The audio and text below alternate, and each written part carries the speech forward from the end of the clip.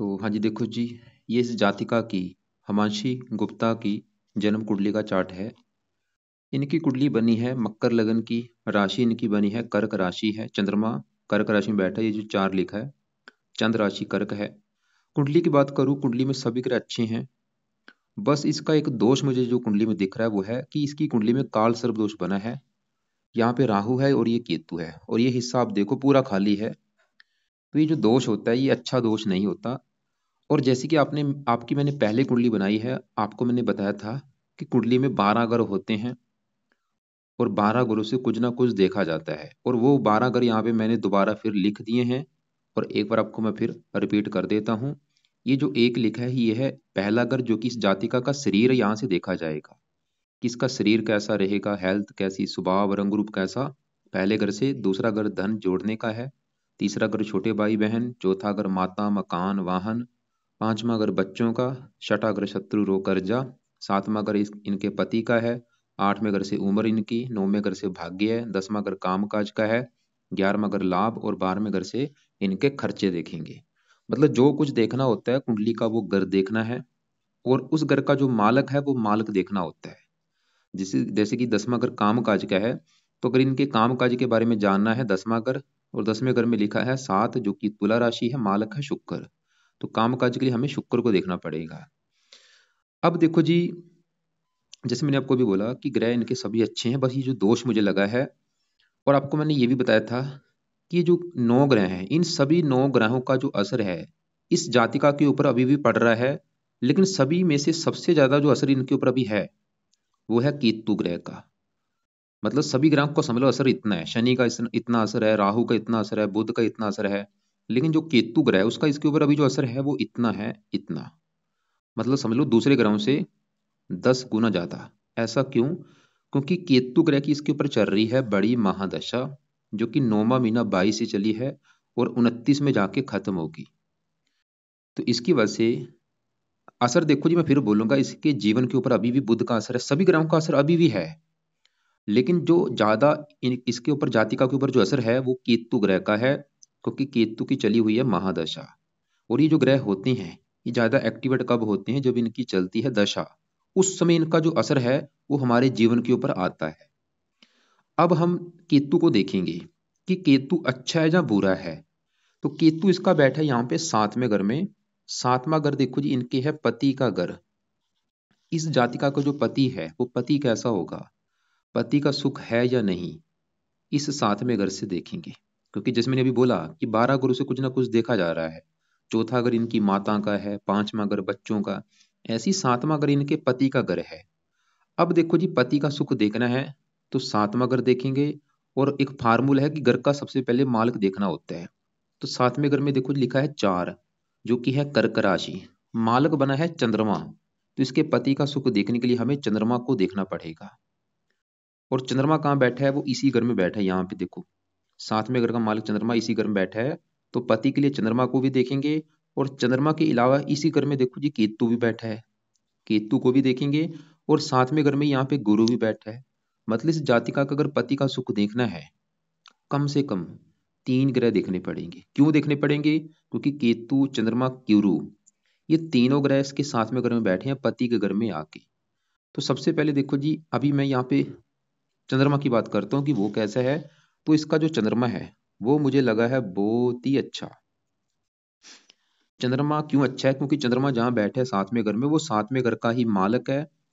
एक देखो जी फार्मूला है कि दुनिया का कोई भी इंसान अगर वो अपने खुद के घर में बैठा होगा हमेशा अपने घर का अच्छा करता है। ऐसे ही जो ग्रह होते हैं, अगर ये ग्रह अपने घर में बैठे हैं या अपने दोस्त के घर में जाके बैठे हैं या उच्च के बैठे हैं, तो ये ग्रह अच्छे होते हैं।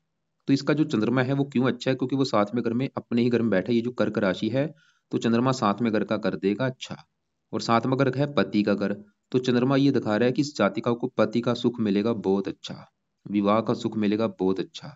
पति अच्छा होगा, गुणी होगा, समझदार होगा, सभी गुणों से युक्त होगा, सुंदर होगा, आकर्षक होगा। चंद्रमा ये दिखा रहा है क्योंकि वो अपने घर में बैठा है।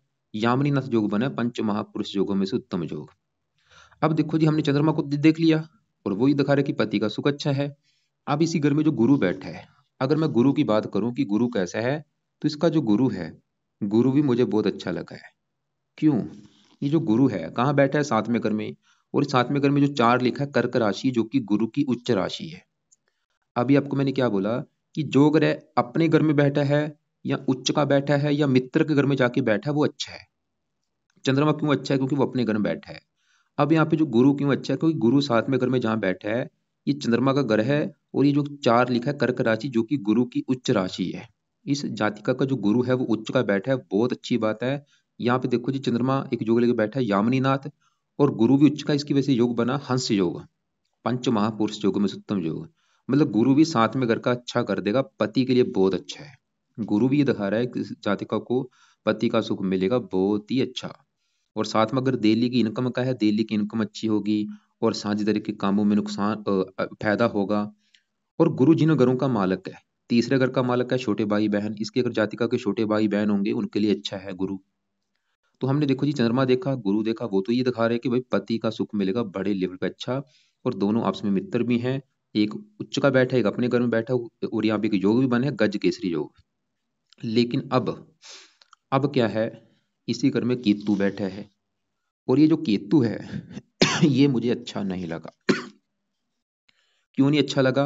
2 कारणों से ये मुझे खराब लगा है। पहला कारण, केतु जहां बैठा है सातवें घर में, ये चंद्रमा के घर में बैठा है, दुश्मन के घर में।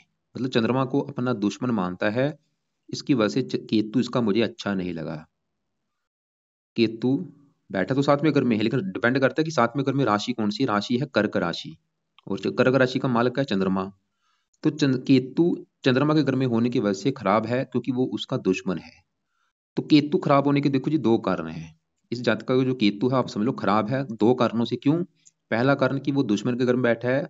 और दूसरा कारण, जिसमें मैंने बोला था आपको कि काल सर्प दोष बना हुआ कुंडली में। क्योंकि काल सर्प दोष जो बनता है वो राहु केतु दोनों की वजह से बनता है। तो राहु और केतु बैठे हैं काल सर्प दोष लेके। आप ये देखो, ये हिस्सा पूरा खाली दिख रहा है आपको। 12वां घर, 11वां घर, 10वां, 9वां, 8वां, इन घरों में आपको कोई ग्रह नजर नहीं आ रहा। तो ये है काल सर्प दोष। और ये जो काल सर्प दोष होता है, ये जब बनता है किसी की कुंडली में, होता क्या है देखो जी, जब किसी की कुंडली में बनेगा ये काल सर्प दोष, उस बंदे को लाइफ में काफी स्ट्रगल करना पड़ता है। उसको लाइफ में काफी दिक्कतें आती हैं, परेशानियां आती हैं, रुकावटें आती हैं, काम आसानी से नहीं बनते, ऐसी दिक्कतें आती हैं। और ये जो दोष होता है ज्यादा किन घरों को खराब करता है? जिन घरों में ये बैठे होते हैं। जैसे कि केतु कहाँ बैठा है? सातवें घर में। तो सातवें घर को ज्यादा खराब करेगा, जो कि पति का घर है, पति संबंधी दिक्कतें, डेली की इनकम को लेकर दिक्कतें। ऐसे जो राहु पहले घर में बैठा है, पहले घर को लेकर दिक्कतें। तो ये जो दोष है ये मुझे अच्छा नहीं लगा। और एक और सबसे बड़ी बात, मैंने भी क्या बोला कि इसकी कुंडली बना है काल सर्प दोष, क्योंकि राहु केतु की वजह से बनता है काल सर्प दोष। और ये ज्यादा एक्टिवेट कब होता है? ये जो दोष है ये ज्यादा एक्टिवेट होगा कब? जब भी कभी इसके ऊपर राहु की दशा चलेगी या फिर केतु की दशा चलेगी, उस समय ये दोष एक्टिवेट होगा। और यहाँ पे नेगेटिव बात क्या है कि केतु की दशा इसके ऊपर चल रही है, वो 9वां महीना 22 से चली हुई है। आप चाहे नोट कर भी लेना कि भाई ये जब से इसकी दशा चली हुई है तब से इस जातकों को दिक्कतें आ रही होंगी। क्या दिक्कतें पैदा करेगा? पति से मनमुटाव, डेली की इनकम को लेकर दिक्कतें। और इसकी दृष्टियां भी हैं, 11वें घर को, लगन को देखेगा, हेल्थ भी खराब करता है, और भी लाइफ में दिक्कतें, परेशानियां, स्ट्रगल, चिंता, काम नहीं बनते, काम काज में दिक्कतें। तो कहने का मेरा मतलब ये है कि भाई इसके लिए जातिका के लिए केतु के उपाय करने बहुत ज्यादा जरूरी हैं। जिसकी चल रही है बड़ी महादशा, जिसका इसके जीवन के ऊपर बड़ा असर है। और वो इसका मुझे अच्छा नहीं लगा, क्योंकि वो एक तो पापी ग्रह है, ऊपर से बैठा भी दुश्मन के घर में है। और तीसरा कारण कि वो काल सर्प दोष लेके बैठा है। और दशा है भी अभी लंबी, 29 में खत्म होनी है। तो केतु के सवाल की उपाय ये जातिका क्या करे? सबसे पहला उपाय इस जातिका ने जो करना है वो है, इसके मंत्रों की जो संख्या है वो एक बार करनी पड़ेगी पूरी, जो कि 17,000 मंत्र हैं। तो ये 17,000 मंत्र एक बार पूरे करें, सबसे पहला काम तो ये करना है। और ये शुरू करने हैं शनिवार के दिन। आज अभी परसों शनिवार है शायद, आज गुरुवार है। तो शनिवार के दिन संकल्प लेके स्टार्ट करने हैं। कैसे संकल्प लेना ये बोलेगी जातिका शनिवार को कि हे केतु देवता जी, मेरा नाम हमांशी गुप्ता है, मेरी जात ये है, गोत ये है। आपकी मेरे पर चल रही है बड़ी महादशा, और आप मेरी कुंडली के 7वें घर में बैठे हैं। और आप मेरी कुंडली में काल सर्प दोष भी बना के बैठे हैं। और हे केतु देवता जी, मैं चाहती हूँ कि आपका कोई भी बुरा फल मुझे ना मिले, मेरी इनकम अच्छी हो, पति से मनमुटाव ना हो, काम काज में कोई दिक्कतें ना आए, हेल्थ अच्छी रहे। इसलिए हे केतु देवता जी, मैं आज से आपको प्रसन्न करने के लिए आपके जो मंत्रों की संख्या है 17,000, वो पूरी करने जा रही हूँ। तो इस प्रकार संकल्प लेके इस जातिका ने शनिवार से शुरू करना है, ये मंत्र पूरे करने हैं। कितने दिन में पूरे करने हैं? चाहे 40 दिन लग जाएं, चाहे 21 दिन लग जाएं, चाहे 11 दिन लग जाए, महीना लग जाए, 2 लग जाए, मंत्र मतलब पूरे करने हैं। और मंत्र पूरे करने के बाद फिर चाहिए जातिका छोड़ दे, फिर मंत्र नहीं करने। फिर उसके बाद दूसरा उपाय शुरू करना है, जो कि है केतु कवच का पाठ। और ये जो पाठ है रात के समय पढ़ना है रोजाना, जब तक केतु की दशा है। तीसरा उपाय केतु स्रोत का पाठ पढ़ना है, और ये भी पाठ पढ़ना है जब तक दशा है। देखो जी, मैंने भी क्या बोला है कि सबसे पहले तो मंत्र एक बार पूरे कर ले। मंत्र पूरे करने के बाद ही फिर ये पाठ पढ़ने शुरू करने हैं, केतु कवच और केतु स्रोत। रात के समय पढ़ना है, चाहे इनको पढ़ लिया करे, चाहे इनकी ऑडियो लगा के सुन लिया करे। और एक चौथा उपाय है, वो है केतु का ये जातिका ने करना है दान। और दान होता है कुत्तों को रोटी डालना। कुछ और भी दान होते हैं, वो दान की मैंने एक वीडियो बना रखी है, उसमें ये जातिका देखे कि दान क्या होते हैं, पूरा विस्तार से समझाया है। वो दान इसमें से जो इसको लगे वो दान कर सकती है, तो वो क्या करे। तो 4 उपाय जरूरी हैं, मंत्र एक बार पूरे कर लेने हैं, फिर ये उपाय करने हैं केतु कवच स्रोत और दान। ये कब तक करने हैं? जब तक केतु की दशा है 29 तक। अब देखो जी, जैसे मैंने बोला कि ये जो काल सर्प दोष है वो केतु और राहु दोनों की वजह से बनता है। तो इस जातिका को राहु के भी उपाय करने पड़ेंगे, क्योंकि काल सर्प दोष दोनों की वजह से बना है, राहु की भी वजह से बना है। तो राहु के भी इसको कुछ उपाय करने पड़ेंगे। तो उसके भी उपाय मैं आपको बता देता हूँ। तो अब देखो जी, एक और बात, जैसे कि मैंने बोला इसके ऊपर जीवन के ऊपर अभी बड़ी दशा केतु की है, वो आपको मैं बता चुका हूँ। वो थोड़ा सा खराब फल तो देगा ही, कुछ अच्छे फल भी देगा, लेकिन खराब फल थोड़े से ज्यादा बढ़ेंगे। शुक्र की चल रही है अंतरदशा, दूसरा महीना 23 से चली हुई है, चौथा महीना 24 में भी खत्म हो जाएगी। शुक्र इसका है बहुत बड़े लेवल पे अच्छा, जो कि इसको अच्छे फल देगा। अभी आपको बताऊंगा क्या अच्छे फल हैं। और एक इसके ऊपर चल रही है शनि की अष्टम डेया। ये जो अष्टम डेया होती है, आपने देखो जी साढ़े सती सुनी होगी जरूर कि साढ़े सती को होती है। और ऐसी एक डेया होती है, डेया दो प्रकार की होती है, चतुर डेया, अष्टम डेया। ये होती क्या है? जो डेया होती है और साढ़े सती सेम है, लेकिन साढ़े सती थोड़ी सी लंबी है, वो 7.5 साल की है, ये डेया होती है 2.5 साल की। इसमें क्या होता है, जब ये आती है किसी के ऊपर, जब भी मतलब किसी के ऊपर साढ़े सती आती है या डेया आती है, उस बंदे की लाइफ में क्या होता है, उसके जो कर्म होते हैं, उसको कर्मों का उसको फल मिलता है। जैसे अभी ये डेया इसके ऊपर चली है जातिका के ऊपर, ये चली है 17 जनवरी से चली हुई है, जैसे 17 जनवरी 2023 से। 2.5 साल की होती है, पिछला 1 साल हो चुका है पूरा, अभी भी 1.5 साल की पड़ी है इसमें। अगर बंदे ने कर्म अच्छे किए होते हैं तो डेया में अच्छे फल उसको मिलते हैं, उसकी लाइफ में अच्छा ही अच्छा होता है। अगर कर्म बुरे होते हैं तो लाइफ में बुरा ही बुरा होता है। ये जातक नोट करेगी, इसको लग रहा है कि अगर पिछले 1 साल से काफी दिक्कतें आ रही हैं, परेशानियां आ रही हैं, हो सकता है ये डेया की वजह से इसको दिक्कतें आ रही हों। लेकिन अगर अच्छा हो रहा है, क्योंकि कर्म के हिसाब से ये फल मिलता है। कई बार देखो जी, डेया अच्छी भी जाती है, बुरी भी जाती है। तो मेरा कहने का मतलब ये है कि डेया क्योंकि शनि की है, तो शनि के भी कुछ उपाय इसको मैं बताऊंगा क्या है। एक तो उपाय है कि ये शनि के मंदिर जरूर जाए जाति का, हर शनिवार को शनि मंदिर में माथा टेक के आना है, पहला उपाय तो ये। दूसरा उपाय, रात के समय शनि का भी एक माला मंत्र याद जरूर करना है, जो कि है ओम शम शनेश्चराय नमः। तो ये दो उपाय देखो जी शनि के करने हैं। पहला एक तो कि शनि का मंत्र भी साथ में उसी समय, जब ये केतु कवच का पाठ पढ़ेगी या स्रोत का पाठ, उसी समय शनि का भी एक माला मंत्र करना है, ओम शम शनिश्चराय नमः। और बाकी शनि मंदिर में हर शनिवार को माथा टेक के आना है, और वहां पे प्रार्थना करके आनी है कि हे शनि देवता जी, मैं आपके मंदिर इसलिए आई हूँ क्योंकि आपकी चल रही है मेरे ऊपर अष्टम डेया। तो मैं चाहती हूँ मेरी डेया अच्छी जाए, मुझे कोई दिक्कतें ना आए। अष्टम डेया वैसे मैंने जितने भी केस देखे हैं, दिक्कतें जरूर पैदा करती है। जो चतुर्डेया होती है उसका भी इतना बुरा फल नहीं होता जितना अष्टम डेया का होता है। ये आप चाहे नोट कर भी लेना। अब देखो जी, यहाँ पे बात करते हैं राहु और शनि की। ये चीज अलग है, जो शनि की प्लेसमेंट है वो अलग है, डेया अलग होती है। शनि वो भी वैसे शनि की है, वो कर्मों के हिसाब से है। ये डेया शनि की जो प्लेसमेंट है, ये प्लेसमेंट के हिसाब से फल देगी। यहाँ पे हम बात करते हैं राहु और शनि की। ये है पहला घर। अब देखो जी, जिसमें ने बोला कि 12 घरों से कुछ ना कुछ देखा जा रहा है। जैसे कि पांचवा घर बच्चों का है, इसके चौथा घर इसकी माता का, तीसरा घर इसके जो छोटे भाई बहन हैं।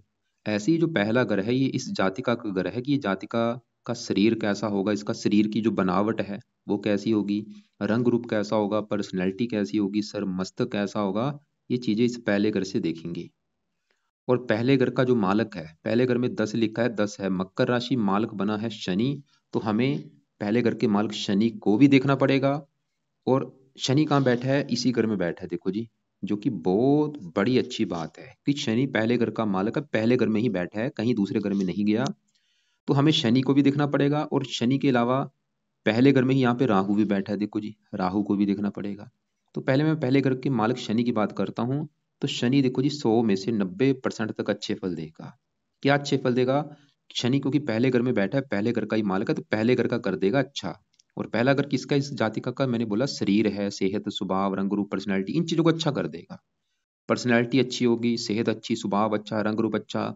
शनि की वजह से ये जातिका ईमानदार होगी, न्याय प्रिय प्रिय होगी, बुद्धिमान होगी, समझदार होगी, गुणी होगी, विद्वान होगी, मतलब पर्सनैलिटी जो होती है ना एक बंदे की बहुत अच्छी वो होगी इसकी जातिका की। और शनि मतलब पहले घर का तो अच्छा कर ही रहा है, हेल्थ बहुत अच्छी, स्वभाव, रंग रूप अच्छा, शश योग बना ये इसके। देखो जी कुंडली में वैसे कई योग बने हैं, जैसे यहाँ पे चंद्रमा अपने घर में है, तो कौन सा योग बना? यामिनी नाथ योग। पंच महापुरुष योग, मतलब 5 पुरुष मिलके जो योग बनाते हैं, मतलब 5 पुरुषों जितना गुण इस योग की वजह से होगा। ऐसे ही बना है हंस योग, ये भी पंच महापुरुष योग। और यहाँ पे शनि अपने घर में बैठा है, शश योग बना है, पंच महापुरुष योग में से उत्तम योग। और यहाँ पे शुक्र उच्च का बैठा है, मालवय योग बना है, मतलब कुंडली बहुत अच्छी है। तो अब देखो जी शनि, हमने क्या देखा कि वो पहले घर में बैठा है, पहले घर का कर रहा है अच्छा। इसके अलावा शनि का एक साथ वाला भी घर है, ये दूसरा घर। और दूसरा घर है इस जातिका का धन जोड़ना, परिवार, वाणी, दूसरे घर से देखेंगे। और दूसरे घर में 11 लिखा है, कुंभ राशि, मालक बना शनि। तो दूसरे घर का मालिक शनि है, तो दूसरा घर है धन जोड़ने का, परिवार, वाणी। तो शनि इसका भी अच्छा कर देगा, मतलब ये जातिका खुद की मेहनत के बल पर भी बहुत सारा धन कमाएगी, क्योंकि धन का मालिक शनि अपने घर में है। धन की कमी नहीं रहेगी इसके पास। खुद की बल धन कैसे आएगा? खुद के पराक्रम के बल पर, खुद की मेहनत के बल पर ही शनि ये दिखा रहा है कि धन इसको मिलेगा। परिवार का सुख अच्छा, वाणी अच्छी। और शनि की 3 दृष्टियां हैं, तीसरी यहाँ पे, सातवीं यहाँ पे थोड़ा सा वैसे पति से मनमुटाव, 10वीं यहाँ पे पड़ेगी 10वें घर के ऊपर उच्च राशि, 10वें घर का भी शनि अच्छा कर देगा, काम काज के लिए बहुत अच्छा है, नौकरी कारोबार का सुख अच्छा दे देगा। तो हमने क्या देखा? शनि इसका है बहुत ही अच्छा। लेकिन यहाँ पे देखो जी एक नेगेटिव बात क्या है, कि शनि की जो अच्छे फल मैंने अभी जो शनि के अच्छे फल आपको बताए हैं, कि वो इसकी हेल्थ अच्छी कर देगा, धन के लिए अच्छा है, काम काज के लिए अच्छा है। लेकिन वो थोड़ी सी जो कमी है शनि के अच्छे फल में आ जाएगी, क्योंकि साथ में ही राहु बैठा है। और राहु जिसे मैंने बोला था इसका मुझे अच्छा नहीं लगा, क्यों नहीं लगा? क्योंकि काल सर्वदोष बना है। तो राहु इस पहले घर का थोड़ा सा नुकसान करेगा। क्या करेगा? और खासकर कब करेगा? जब राहु की कभी दशा चलेगी। पहला घर है शरीर, हेल्थ, स्वभाव, रंग रूप, इन चीजों को खराब कर देगा राहु अपनी दशा में। हेल्थ खराब कर देगा। हेल्थ को लेकर दिक्कतें, जैसे कि हेल्थ को लेकर दिक्कतें क्या आएंगी? मानसिक तनाव होना, ब्लड प्रेशर होना, नेत्र रोग, दंत रोग, सर में दर्द होना, मस्तक में दर्द होना, क्योंकि गर्दन का ऊपर का हिस्सा राहु का है। और वैसे भी पहले घर से सर देखा था, सर में दर्द होगा, मस्तक में दर्द होगा, मानसिक चिंता होगी, ब्लड प्रेशर, ऐसी दिक्कतें राहु की दशा में आएंगी, हेल्थ मतलब खराब होगी। और राहु की तीसरी 5वीं दृष्टि यहाँ पे, 7वीं यहाँ पे, पति से मनमुटाव। तो राहु देखो जी वैसे राहु कुछ अच्छे फल भी देगा, साहसी बनाएगा, पराक्रमी, लेकिन अगर देखो जी काल सर्वदोष ना होता, फिर तो राहु ने पूरे 100 में से 100% अच्छे फल देने थे, अगर काल सर्वदोष ना बना होता। क्योंकि राहु 9वें घर को देखेगा, यहाँ पे स्वय राशि है, 5वें घर को देखेगा, यहाँ पे उच्च राशि है, मित्र राशि में बैठा है। बस ये जो काल सर्वदोष बना है इसकी वजह से ये थोड़ा सा खराब है। लेकिन काल सर्वदोष का जो असर है, एक और बात, क्योंकि देखो जी सब कई कुंडली में काल सर्वदोष बनता है, कईयों को बुरे, जो काल सर्वदोष बनता है इसका भी लेवल होता है कि उसका खराब कितना है, कम खराब है, ज्यादा खराब है, थोड़ा खराब है। किसी का लेवल हो सकता है ज्यादा हो खराब होने का, किसी को ज्यादा खराब पहले मिलेंगे, किसी को कम मिलेंगे, किसी को और कम मिलेंगे। तो इसका जो काल सर्प दोष है, अगर ये बुरे फल देगा, बिल्कुल कम मात्रा में देगा। ऐसा क्यों है? क्योंकि ये राहु के साथ ही यहीं पे शनि बैठा है, और यहाँ पे केतु के साथ ही चंद्रमा बैठा है। इन्हीं घर के मालिक इन्हीं घर में होने की वजह से ये जो काल सर्प दोष है, इसका जो इफेक्ट है, बुरा असर है, वो काफी कम हो रहा है। लेकिन फिर भी देखो जी राहु के उपाय तो करने पड़ेंगे। तो राहु के उपाय क्या है? अभी जैसे मैंने केतु के आपको उपाय बता दिए हैं। तो राहु के लिए जाति का क्या करे?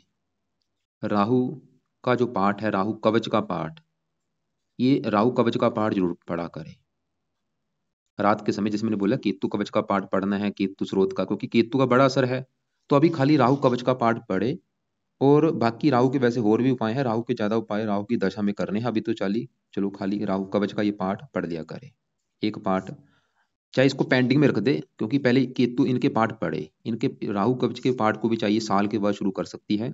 क्योंकि अभी जरूरी किसका है, केतु के, क्योंकि केतु का बड़ा असर है। इसको चाहे साल के बाद शुरू कर दे, 2 साल के बाद शुरू कर दे, अभी रहने दे। इसके और भी उपाय हैं, राहु स्रोत का पाठ हो गया, राहु का दान, सतनाजा वैसे ये दान जरूर कर दिया करे, शनिवार को खासकर सतनाजा लेके पंछियों को डालना है। बाकी ज्यादा इसके जो उपाय हैं, जब इसकी कभी दशा चलेगी उस समय करने हैं, ताकि हेल्थ अच्छी हो, रोगों से बचे। तो ये दशा चलेगी इसकी, देखो जी दशा तो बड़ी आगे जाके है 72 में, छोटी दशा आएगी इसकी, ये आएगी 25 से लेके, इस समय नोट कर लो, ये लिख लो, 8वां महीना 25 से लेके 9वां महीना 26 तक, ये जो 1 साल की दशा होगी, ये समय अच्छा नहीं होगा। किस मामले में? क्योंकि उस समय केतु की बड़ी दशा होगी, राहु की अंतरदशा होगी, तो राहु अपनी दशा में हेल्थ खराब करेगा बहुत ज्यादा। तो उस समय राहु के उपाय क्या करने हैं? राहु का उस समय दान ज्यादा से ज्यादा करना है। उस समय राहु कवच का पाठ, राहु स्रोत का पाठ पढ़ना है, ताकि राहु के बुरे फल ना मिले अगर ये पाठ पढ़ेगी, बल्कि राहु अच्छे फल देगा। अब देखो जी, हमने यहाँ पे केतु, चंद्रमा, गुरु इनको देख लिया है। चंद्रमा गुरु अच्छे हैं लेकिन केतु खराब है, शनि अच्छा है लेकिन राहु थोड़ा सा खराब है। अब दूसरे ग्रहों की बात करते हैं, यहाँ पे शुक्र की जिसकी चल रही है, इसके ऊपर अंतरदशा, दूसरा महीना 23 से चली है, पिछला तकरीबन 1 साल हो चुका है। शुक्र इसका बैठा है यहाँ पे तीसरे घर में, और जैसे मैंने बोला शुक्र इसका भाई सबसे अच्छा है, मुझे इसका शुक्र बहुत बड़े लेवल पे अच्छा है। शुक्र देखो जी क्यों अच्छा है, शुक्र जहाँ बैठा है, बैठा तो तीसरे घर में, लेकिन यहाँ पे उच्च का बैठा है। ये जो 12 लिखा है, ये मीन राशि है, जो कि शुक्र की उच्च राशि है, क्योंकि जो ग्रह उच्च का होता है वो बहुत अच्छा होता है, और मालव्य योग बना है। और शुक्र क्या अच्छे फल देगा, शुक्र जिन घरों का है मालक, शुक्र है इस घर का मालक 10वें घर का, और ये है 5वें घर का मालक। 10वां घर है इस जातिका के काम काज का घर, पिता का घर, सरकार, मान प्रतिष्ठा, और 10वें घर में साथ लिखा है मालक बना शुक्र, जो कि उच्च का है। शुक्र काम काज के लिए बहुत अच्छा है, पिता के लिए अच्छा है, सरकार के लिए अच्छा है, मान प्रतिष्ठा के लिए अच्छा है। और शुक्र इस 5वें घर का भी मालक है, जहाँ पे ये 2 लिखा है, 2 है वृष राशि, मालक शुक्र। 5वां घर इसकी पढ़ाई, संतान, बुद्धि, संतान के घर से 11वें घर में है। देखो संतान के घर से 11वें घर में संतान होने के बाद भी इसको फायदा देगा, पढ़ा लिखा बना देगा, बुद्धिमान। तीसरे घर का अच्छा कर देगा, जो कि इसके छोटे भाई बहनों का घर है, इस जातिका के छोटे भाई बहनों का सुख अच्छा है, खासकर अगर बहनें होंगी उनका सुख अच्छा है। और भी काफी अच्छे फल, लग्जरी लाइफ का सुख देगा। और 9वें घर को देख रहा है, देश विदेश की यात्रा भी करवाने के योग लेके बैठा है।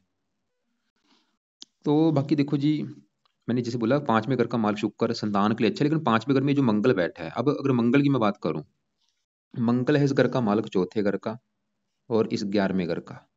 11वां घर होता है लाभ, किसी भी काम में लाभ होगा या नहीं, 11वें घर से देखा जाता है।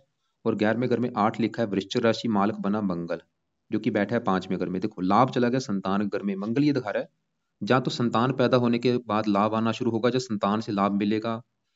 और चौथे घर से दूसरे घर में मकान वाने के लिए वैसे अच्छा है। मंगल थोड़ा सा 5वें घर में शुक्र की राशि है ये। मंगल देखो जी, जब भी किसी लड़की की कुंडली में 5वें घर में होता है, ये गर्भपात कराता है, मतलब इस जातका का ये गर्भपात करा सकता है मंगल, गर्भपात होने के योग बनते हैं।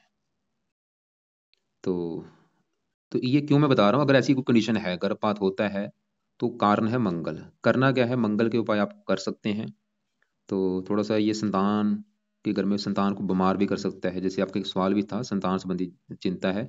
वैसे तो वो लड़की कुंडली देख के डिसाइड होगा कि उसकी संतान संबंधी, उसको हेल्थ को लेकर जो दिक्कत आ रही क्यों आ रही है। बाकी थोड़ा सा मंगल भी हेल्थ खराब करता है बच्चों की। तो मंगल के लिए क्या करना है, मंगल के देवता है हनुमान जी हैं, ये जातिका हनुमान जी का कोई पाठ पूजा कर सकती है, हनुमान जी का कोई पाठ पढ़ा करे, चाहे वो हनुमान चालीसा है, चाहे बजरंग बाण का पाठ है, जो इसको पाठ आता है वो पढ़ लिया करे। अब यहाँ पे दूसरे घर में बुध और सूर्य बैठे। बुध की बात करूं, बुध है इस घर का मालिक 9वें घर का, 9वें घर से देखा जाता है भाग्य, भाग्य देखना है 9वां घर, 9वें घर में 6 लिखा, मालिक बना बुध। दूसरे घर में शनि की राशि है, बहुत अच्छा है, भाग्य जाके धन के घर में बैठा है, भाग्यवंशी लाइफ में धन मिलता रहेगा। दूसरा अगर वाणी का, बुध वाणी का कारक है, वाणी बहुत अच्छी होगी, बोलने की स्किल अच्छी होगी। और ये जाति का बुध से जुड़े कामों से भी धन कमा सकती है, जैसे लिखने का कोई काम हो गया, लेखन, प्रकाशन, पत्राचार, पढ़ाने का काम, वाणी से जुड़ा काम हो गया। तो बुध यहाँ पे अच्छा है, साथ में सूर्य बैठा है, वैसे बुध द्वितीय योगी बना है, लेकिन सूर्य मार्किश भी है, 8वें घर का मालक है। सूर्य की 7वीं दृष्टि पड़ेगी अपने घर के ऊपर, उम्र लंबी कर देगा, लेकिन सूर्य इसका धन फंसाएगा, क्योंकि धन के घर में बैठा है। सूर्य थोड़ा सा धन को, ये जाति का क्या करे, कभी अपना धन किसी को उधार नहीं देना, धन इसका फंस जाएगा, खासकर सूर्य की दशा में। और ये सूर्य की दशा चलेगी अभी, चौथा महीना 24 से लेके 8वां महीना 24, 4 महीने की दशा है, इसमें किसी को धन उधार नहीं देना, धन फंसने के योग है ये, और ये धन की हानि भी करेगा। सूर्य अपनी दशा में धन की हानि भी करता है, जो 4 महीने की भी दशा चलेगी, चौथा महीने के बाद। धन संबंधी दिक्कतें थोड़ी सी पैदा होंगी सूर्य की दशा में। अब देखो जी, मैं एक बार फिर रिपीट करता हूँ मैंने क्या क्या बोला, क्या क्या करना है। जैसे मैंने बोला ग्रह वैसे तकरीबन अच्छे हैं, क्योंकि देखो जी काफी ग्रह इसके उच्च के हैं। शुक्र उच्च का बैठा है, गुरु उच्च का है, चंद्रमा अपने घर में बैठा है, शनि अपने घर में बैठा है, लग्नेश। मेन तीन ग्रह होते हैं कुंडली में, लग्नेश, पंचमेश और भाग्येश। भाग्येश बहुत अच्छा है, लग्नेश शनि अपने घर में है, पंचमेश शुक्र उच्च का है। सबसे अच्छी बात यह है, चंद्रमा अपने घर में है, गुरु अपने उच्च का बैठा है। तो कुंडली मेरे हिसाब से अच्छी है। बस ये जो नेगेटिव दोष मुझे लगा है वो है कि जो काल सर्प थोड़ा सा बना है, वो थोड़ा सा लाइफ में स्ट्रगल कराता है, दिक्कतें पैदा करता है। और ये ज़्यादा एक्टिवेट होता है दशा में, जो कि इसके ऊपर केतु की दशा चली हुई हुई है। तो मैंने जो अभी उपाय बोले, एक तो केतु के बोले हैं कि केतु के मंत्र सिद्ध करने हैं, उसके बाद कवच स्रोत का पाठ पढ़ना है जब तक दशा है। और एक शनि की दया चल रही है, अष्टम दया, उसके लिए शनि का भी मंत्र बोला है, और शनि मंदिर जाना है हर शनिवार को माथा टेकने। राहु के लिए मैंने बोला कि राहु कवच का पाठ रात के समय अगर टाइम है तो पढ़ लिया करे, नहीं तो चाहे इसको 6 महीने के बाद भी शुरू कर सकती है। अगर टाइम है तो पढ़ लिया करे, बहुत अच्छी बात होगी। क्योंकि जो काल सर्प दोष है वो खत्म कैसे होगा, यही उपाय करने से। अगर इनके पाठ करेगी तो दोष खत्म होगा, कई फायदे होंगे, इसलिए पाठ पढ़ ही लिया करे। बाकी देखो जी, अगर मैंने बोला गर्भपात की कोई ऐसी दिक्कतें हैं तो मंगल के लिए हनुमान जी का पाठ किया जा सकता है। बाकी अ, इसके अलावा ये जाति का दो रत्न भी धारण कर सकती है, एक तो शुक्र का रत्न, क्योंकि शुक्र अच्छा रत्न दान करने से क्या होगा, अच्छे पर कई गुना बढ़ जाएंगे। हाँ, आपने मुझे बताया था किस जातिका ने का रत्न दान कर रखा है, केतु का रत्न है। उसे कहते हैं लहसुनिया, कैटाइस। भूल के रत्न भाई धारण मत करो। रत्न क्या करता है, ग्रह की पावर को बढ़ाता है। जैसे कि केतु इसका बैठा है 2 डिग्री का, पहली बात ये 2 डिग्री के बैठे हैं राहु केतु, बहुत अच्छी बात है, क्योंकि बाल अवस्था में बैठे हैं। तो इसका मान लो केतु का इसने जाति का रत्न धारण कर लिया, इसकी पावर को बढ़ा दिया, 2 को समझ लो इसने 15 कर रखा है। रत्न क्या करता है, खाली पावर को बढ़ाता है। तो रत्न दान करने से क्या होगा, इसके बुरे फल कई गुना बढ़ा रखे हैं। सबसे पहले तो तभी अभी रत्न उतार के रख दे, आधी से ज्यादा परेशानी वैसे दूर हो जानी है। किसी भी कंडीशन में राहु केतु के रत्न धारण नहीं होते। कभी भी इसने जातिका ने राहु केतु के रत्न बोल के धारण नहीं करने, कोई रत्न धारण नहीं करना। खाली मैंने बोला शनि का नीलम करे, क्योंकि शनि का नीलम धारण करने से इसकी पावर बढ़ेगी, अच्छे फल कई गुना बढ़ेंगे। शुक्र का रत्न धारण कर लिया, पावर बढ़ेगी, अच्छे फल बढ़ेंगे। रत्न क्योंकि पावर को प्लस कर रहा है। और दान क्या करता है, पावर कम करता है। जैसे मैंने बोला है कि केतु का दान करे ताकि इसकी 0 डिग्री की जा सके, इसकी पावर कम हो। अब देखो जी, शनि का जो नीलम है अगर ये धारण करेगी जातिका, तो लेफ्ट हैंड में करना है, इस लंबी उंगली में धारण करना है।